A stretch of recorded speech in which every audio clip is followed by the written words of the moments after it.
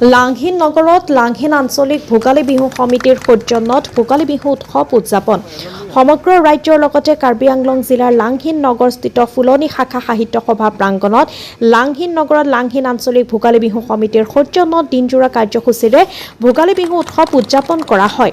পুৱাৰ ভাগত ভোগালী বিহুৰ পতাকা উত্তোলন কৰে লাংহিন আঞ্চলিক ভোগালী বিহু সমিতিৰ সভাপতি ৰাজীৱ হাজৰিকা আৰু স্মৃতি তৰ্পণ কৰে লাংহিন পামগাঁও উচ্চ মাধ্যমিক বিদ্যালয়ৰ প্ৰাক্তন শিক্ষক গগন হাজৰিকাই। ইয়াৰ লগে লগে বৃক্ষৰোপণ কাৰ্যসূচীৰ শুভাৰম্ভ কৰে শ্ৰীমন্ত শংকৰ সংঘৰ কাৰ্বি আংলং জিলা সমিতিৰ সভাপতি কুমৰ কান্ত বৰাই আৰু ভেলাঘৰৰ প্ৰৱেশ দুৱাৰৰ ফিতা কাটি ভেলাঘৰৰ উদ্বোধন কৰে ফুলনি শাখা সাহিত্য সভাৰ সভাপতি দেৱেশ্বৰ হাজৰিকাই।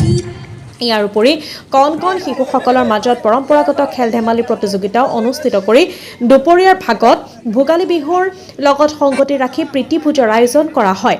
আনহাতে বিয়লি ৫ বজাত অসমীয়া আধুনিক গীতৰ আধাৰত একক নৃত্য প্ৰতিযোগিতা অনুষ্ঠিত কৰা হয়।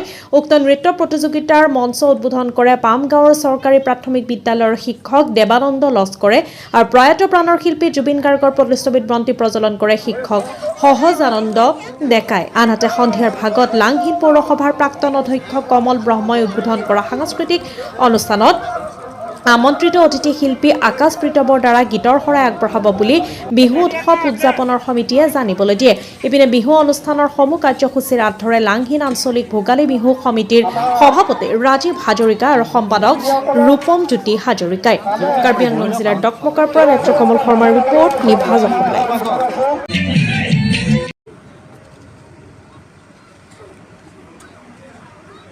বিহু মঞ্চত আমি বিচাৰিছোঁ, সেয়েহে সমূহ বিষয়ববীয়াক বিহু মঞ্চত উপবিষ্ট হ'বলৈ আমি বিনম্ৰভাৱে অনুৰোধ জনাইছোঁ। বনোৱা হৈছে, মই সেইটো এটা মোৰ ফালৰ পৰা মোৰ দৃষ্টিভংগীৰ পৰা সেইবিলাক অপসংস্কৃতি বুলি ভাবোঁ। যিহেতু আমাৰ বিহু কৃষিৰ লগত জড়িত, আমাৰ যিটো পৰম্পৰাগত খেৰ বা লৰাই বনোৱা হয়, সেইটোহে আমি কি বুলি কয় মেজি ঘৰ বা আমি মেজি বনোৱা উচিত বুলি মোৰ দৃষ্টিভংগী কয়।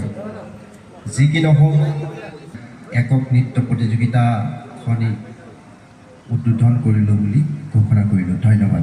বৰ্ষৰ দৰে এই বছৰো আমি ভোগালী বিহুৰ উদযাপন কৰিছোঁ লাংহিন আঞ্চলিক ভোগালী বিহুৰ সৌজন্যত।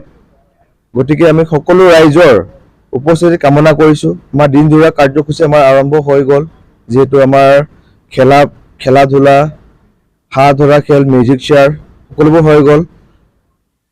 আজি আকৌ সাংস্কৃতিক সন্ধিয়া মুখ্য আকৰ্ষণ ৰাখিছোঁ আমি আকাশ প্ৰীতমৰ গীতৰ শৰাই। গতিকে সকলো ৰাইজৰ উপস্থিতি আমি সাদৰেৰে কামনা কৰিছোঁ।